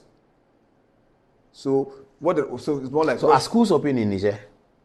Are schools open in Niger? Schools are open. Everything is going on. There was just recently that they were announced that they defaulted on their debt because of the sanction. And then all those prices of things are escalating, but not at the rate that undermines, what do you call it? But they could get there. But that's what I'm saying, that it depends if the Chinese and the Russians are not able to give them alternative. But we've seen that... Alternative economy. That's going to be very difficult. No, have the Chinese historically done that? But they've shown that the Chinese have the temerity to... But historically, have they done that? Have they shown support to any country that's under global international pressure, a country that America may consider a pariah state? Have the Chinese been able to go there to sustain their economy? Has it happened? Yeah, to a large extent, they've helped Zimbabwe. Zimbabwe is on his knees.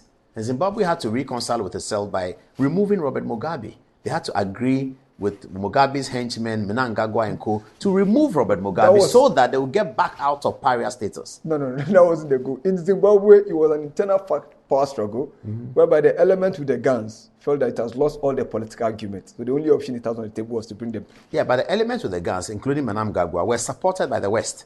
Robert Mugabe's wife and the other factions were supporting Mugabe with the China and all of those things they were doing. Currency devalued, currency gone. China set to be supporting Zimbabwe. Zimbabwe really didn't succeed. Today, Zimbabwe is not the same as it was 10 years ago. And it's going to take a very long time for Zimbabwe to come back to where it was. Most of Zimbabweans have influx into South Africa, and they are killing them on xenophobia. The country Zimbabwe is nothing, looks nothing like what it used to be. It cannot even host a SADC meeting. Is that the story that we want to write? No, but you see, the fact that if you look at the way the goal of the West itself, the whole sanction is meant to disrupt or destabilize the country. Yes, absolutely. It was meant to overthrow the government. Yes, it's true. So, if you look at the fact that their projection have failed, the question is how or why did it fail? But they were able to overthrow the government. Mnangagwa overthrew Mugabe. That was an internal struggle within ZANU-PF. No, but they exploited it. The internal struggle had always been there. The man was aging. Certainly he was. But they had exploited that internal struggle. It was the G40, who are called the Generation 40, the younger generation, against the old guards. No, but look at Mnangagwa's immediate announcements after he took over. He was reconciling with the West. The first announcement he made was to reconcile with the West. So clearly, there was a Western hand in getting it done, and he was compelled to do so because Zimbabwe was degenerating. I don't think there's a Western hand, but I think... But his announcements were reconciling. No, but that was obviously what he would do. If he's with the China concept and philosophy of the way Zimbabwe was going, he will not make those announcements. China didn't like to work with him. They wanted to work with Robert Mugabe or Mugabe's anointed successor. And that was not Mnangagwa. Even though Mnangagwa had been a right-hand man for a long time throughout the ZANU-PF crisis, even from the days of Joshua Nkomo, Mugabe and Mnangagwa had fallen out. Everybody in Zimbabwe knew that. And as you say, they had fallen out because of an internal power struggle in ZANU. Yeah. And Mugabe's wife coming in very strong with people like Makosini. I don't know whether you know him. Makosini is a young sports minister whom I know. He was one of those with his nephew Patrick Mbao and the likes. And so when Mnangagwa took over in the coup d'etat, people like Makosini actually had to flee from Zimbabwe. So Zimbabwe is there today. It's in the hands of Mnangagwa. Mugabe is gone. The Chinese couldn't help them. It didn't work. So everybody's looking at how they can recover. And they were one of the shining stars in the SADC region. Today, they are no longer a shining star. So African leaders must begin to understand that development is the most important agenda. This regime security and I have to be president and he's corrupt and all that. You can raise questions against him. You can prosecute him if you want. But make sure that you go to the ballot and win an election like it's happened in Senegal. And the best way to change regime, we must understand in this part of the world, is to go to the ballot box and deliver an electoral victory. Anything short of that, Chinese will promise you heaven.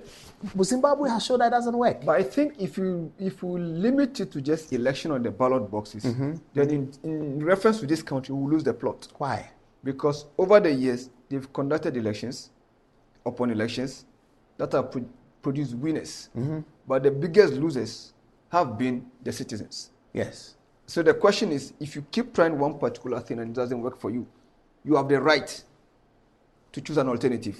You equally have the right to misgovern yourself till you find your right. But Ghana has demonstrated that no matter how you have a bad leader in a democracy, it is always better than a military coup d'etat. Ghana has demonstrated that. We have had elections for 30 years. We have elected bad leaders. It's not every leader in the Fourth Republic and every decision made by a Ghanaian leader in the Fourth that we can say was great. We have had leaders who have been derelicts in their duty. We have had leaders who have been incompetent. We have had some who have been competent. We've had all that. But all of that is still better than the man who takes a gun without any shred of understanding of politics, governance, development, and says that I'm the messiah of the country. We have seen how they end up. But in the same way, Nigeria has equally demonstrated with the benefit of hindsight that a so-called bad leader could be far better than even the democratically elected leaders. If you look at the record of Abacha, put the human rights issues aside, Abacha met an inflation rate hovering around 35%.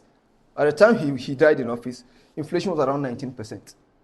I'm not sure whether the economists will agree with you because you're talking about... But with the benefit of hindsight, the figures are clear. When Abacha was president, you cannot take any figure coming out of Nigeria seriously. Abacha sat on television and declared the Naira's rate to the dollar. He declared it. Abacha is not somebody you can even talk about. Abacha can declare his own inflation. Abacha did nothing for Nigeria. If Wole Soyinka hears you talking like this about Abacha, he will cry. These are evidences that have come up after his death. The man is not even there to speak for himself. But the fact but whilst he was president, businesses ran away. Moshood Abiola was not allowed to work and all of that. So Abacha comes on television and says, from today, the Naira is going to be 2 to the dollar. Finish. And that's what. Abacha's major sin was just because he killed Ken Saro-Wiwa. And that was when he became it was more like ostracized totally.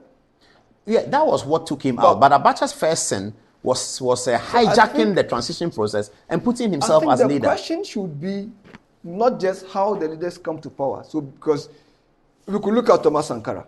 He came to power through the gun.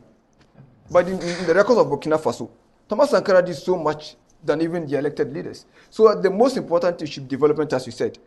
But then without stability, be it a military regime or a civilian regime, there cannot be discussion on development. But military regime can never create a stability because of the way they came to power and the consciousness of regime security. You can never have a military regime that is stable. Even Colonel Gaddafi, who thought he had achieved stability after 40 years, look at what happened. In that context, Saddam Hussein thought he had achieved stability after 30 years. Look at what happened. Once you come through the gun and you try to metamorphose yourself into a civilian leader, you always have the consciousness of regime security. In those circumstances, you can never have stability. Well, that depends on context. Mm-hmm.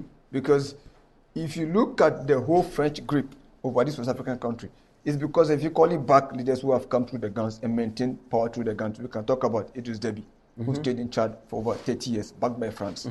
Even when his son violated the constitution, Mahamat Déby, to stay in power, President Macron... This is France backing a client state. Yeah.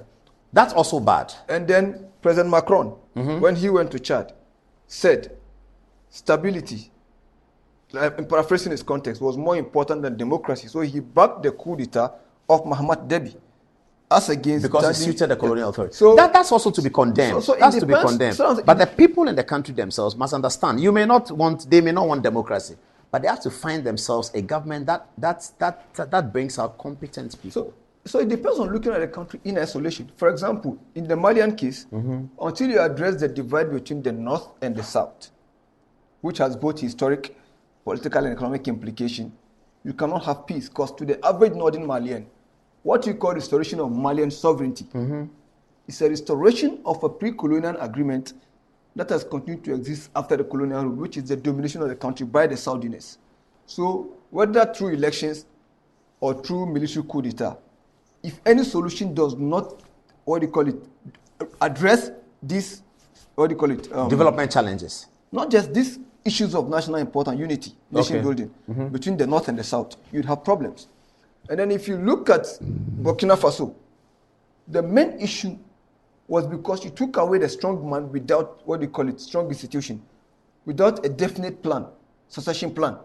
So when Compaoré went, the division between the larger armed forces and the smaller RSP he created to protect his regime surfaced. So if you look at the counter coup, Doumbouya is from the RSP, which was disbanded. Traoré was from the larger armed forces. You get the context. Then if you look at the case of... So what's going to happen to these countries over the next 5 years? Comparing them to, say, Ghana.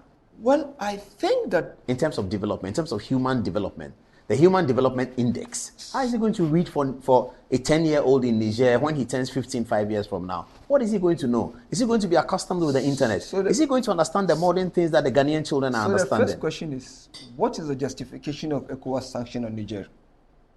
Because it's to tell people that we abhor the violent overthrow of regimes that have been elected. Did they do the same? Did they do the same when Condé was violating the constitution? Where was ECOWAS? No, the point I'm making is not about ECOWAS, it's about the Ghanaian, the African people. No, I'm saying that. Don't we, African youth, don't we now begin to think that this guerrilla tactics it degenerates our society? And we should not allow, whether it's America, whether it's Russia, whether it's China, that is perpetrating. Let's ask for a government for ourselves, by the people, for the people, which has competence at the center of it. And otherwise, we are going nowhere. So it depends on what is the plan of the government. It doesn't matter whether they come through the gun or through the ballot. Once they come through the gun, they must be preparing a constitution to hand over. We've had leaders that came through the ballot, they messed up. Yes, we've said that in Ghana. We've had leaders that came through the gun, they messed up. So Africa has stated both democracy. No, as far as Ghana is concerned, all our democracy leaders should be better than all our coup leaders. We've tested both. Yes, and we have come to the conclusion that even when democracy is bad, you have Siraj, you have Iyoko, you have parliament, you have opposition in parliament, you have minority leader. All of these create a certain checks and balances on a bad leader, and that's why we are even able to know that he's a bad leader. But here you are, you have a military system, you don't have any institution working. But the question is, with all this across board, even within the democratically governed countries, beyond the fact that we go to ballot for 4 years, what is the story? I stand to this. Are you talking about Ghana? What? Maybe Ghana might be an exception, but across West Africa. But even Nigeria, Nigeria. Across West Africa. Yeah, Nigeria, Ghana, Cote d'Ivoire, those who have had stability show clearly. Cote d'Ivoire was able to put up a spectacle of an African Cup of Nations. What is the benefit of stability if it doesn't lead to bread and butter on the table? Yeah, but Ghana's bread and butter is far better than those people. But Gaddafi's bread and butter and the military regime was far better than what they have today. So democracy... No, Gaddafi's bread and butter was only for a certain group of people.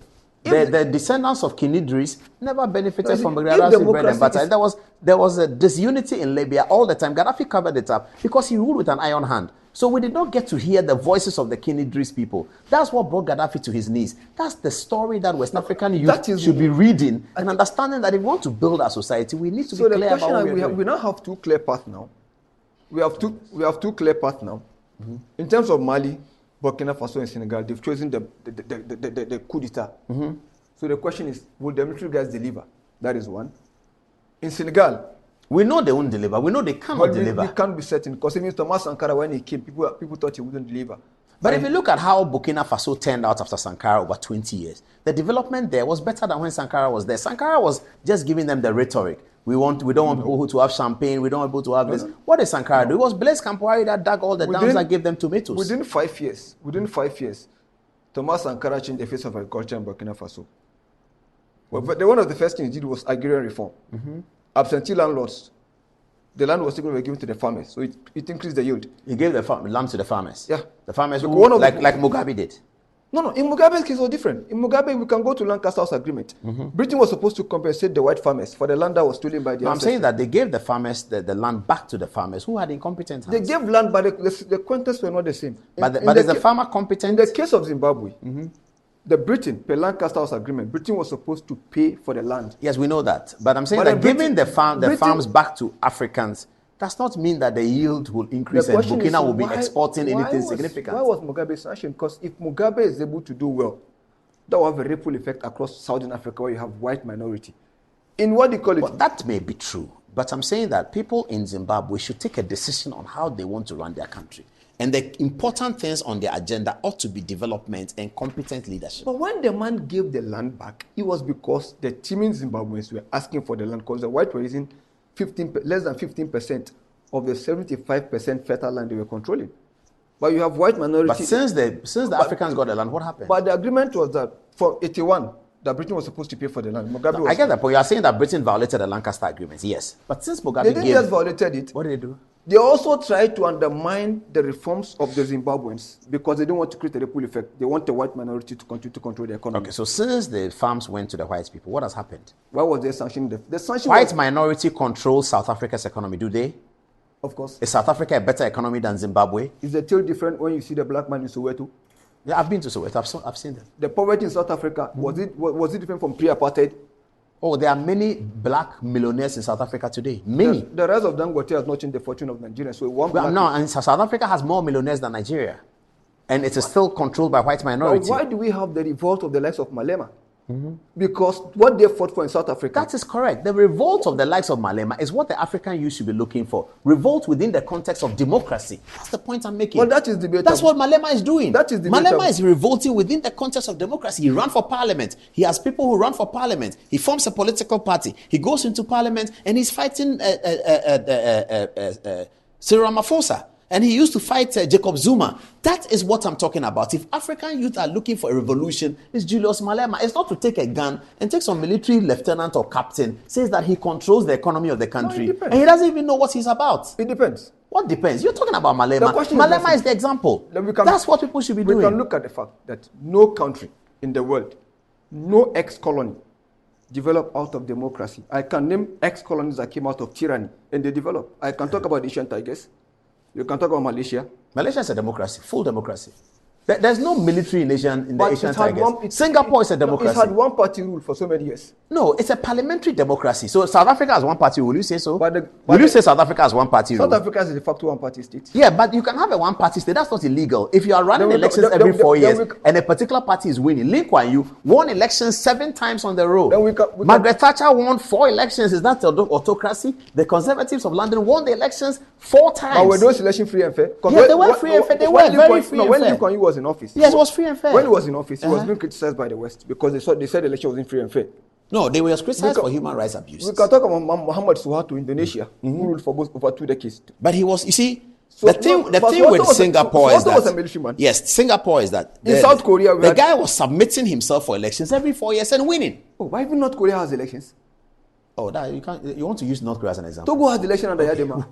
Okay, we'll talk again. Are we still on Metro TV? It's always a pleasure to talk to Alhassan Bello. We are now on social media. Let's see what people are saying, and then we'll get back. Bello, keep an eye on West Africa. We'll talk to you again about it. What are people saying on the social media? Who should I take first? Anziba, what are they saying?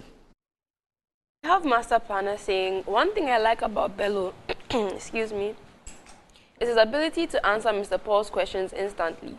He is a great historian, and Ghana needs to watch out for this guy. May Allah bless this knowledge with abundant grace. Good evening, Ghana official, always on point. We have Tanko Nadal saying, he's not very happy with Bello today. And what is Bello saying? How can he say that if the citizens are tired of a democracy, they have the right to choose whatever way of governance they want? Paul, please ask him to stop saying this. He's sounding like an Islamic extremist. We also have Koku saying, sorry, Sani Abacha can't be a good example. And lastly, we have Shadrach saying, I'm loving the conversation. Please continue. Okay. So coming from Shadrach, he says, on this note, Mr. Paul, I think Ghana therefore has to hold on the campaign for review of the Constitution. Our Constitution has helped us a lot, and we have to be very careful with what we wish for. Coming from Yasser, he says, good evening, Paul. Please extend my greetings to Bello for his excellent work on analyzing sub-Saharan African issues. Please don't waste time discussing Martin Pegbu. He doesn't seem serious as a lawyer. Coming from Prince Scott, he says, Paul, the police video documentary is a good one, and this should be aired in all police offices to remind the police of their core mandate. And lastly, from Dantani, he says, whenever you discuss with Bello, I enjoy a lot. Lots of history and knowledge. Now from our sponsor, Blue Jeans Energy Drink. Blue Jeans Energy Drink has been on the Ghanaian market for over 20 years. We already know what it does for the body. It contains vitamins and nutrients like vitamin B2, B3, B6, B12, as well as taurine and guarana, which are known to boost your strength and energy, as well as promote high performance and endurance. Blue Jeans Energy Drink has been tested and tried. It is indeed the best. Blue Jeans Energy Drink is for bold and active men and women. So go on, grab a cold can and power your day. It's in shops nationwide. For bulk purchases, contact Budget Cash and Carry Limited on 0208 128 190, 0208 128 190 or 055 001 0000, 055 001 0000. What you have for us, Fatty? All right, so coming from Alhaji Bob Sidi, he says, Assalamu alaikum, Paul. Where was Bello all this time? I like this scarf. It's like a rebel leader from Niger. I'm watching you live from Kumasi Old Tafo constituency. Coming from Kwabna Dent, he says, with all these insecurities going on just across the borders, it's serious. Now, Kingsley Addy says, Bello always supports coup leaders. Lastly, coming from Douglas Mensa, he says, the arguments being projected by this young man is a fallacy. Does he then support military takeovers? So from our sponsors, Lift and Elevators, enjoy the fruits of your labor, they say, but as humans, aging and physical infirmity stands our way of enjoying our mansions and homes. It's often becoming challenging, if not possible, to use our stairways day in and day out. So worry no more, because with portable American pneumatic vacuum elevators, PVEs, you are sure of unlimited enjoyment of your mansions and homes. It is a simple to use self-supported elevator for vertical movement of humans and goods at homes and services. The original comes in 3 custom-made models with wheelchair accessibility to choose from. You may call it luxury, but it is a necessary imperative for vertical mobility. So do not let aging or infirmity limit you. Get one for your easy vertical mobility at home or office. It's affordable and can be installed within 3 days with modification to your building. You can visit Lift and Elevators at Sokomono for your solutions and free consultations. You can also call on 0200 535 515 or email at elevatorsghana@gmail.com. To you, Angelo. We've got a message from Kwao. He sends an article screenshot from Pulse, headlined, "We didn't clear Cecilia Dapa of corruption, the OSP." Okay, we've also got Master Planner saying, yes, I think this has been read. Now, Johnny says, Paul, I want you to beat lawyer Martin Pebo at TV3 on their Saturday current affairs program so that you would explain things for us. This Madame Dapa saga. Kwao says, I'm ashamed of the kind of person the OSP has turned his personality to. Is this the kind of law people like the late William Bedford Van Larry and the likes build this country with? And Paul, that's it. Back to you. It's past 11 and it's also late in the night.